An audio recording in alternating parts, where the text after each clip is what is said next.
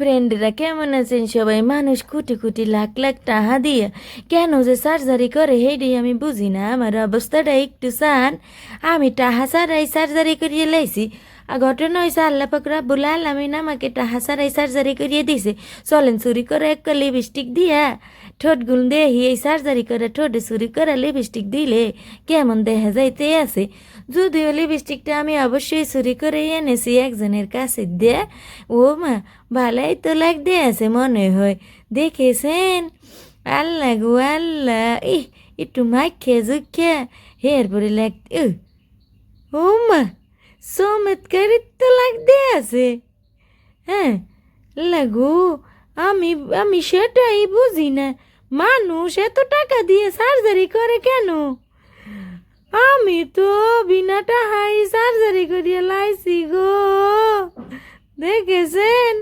খুব চমৎকার লাগতে আছে।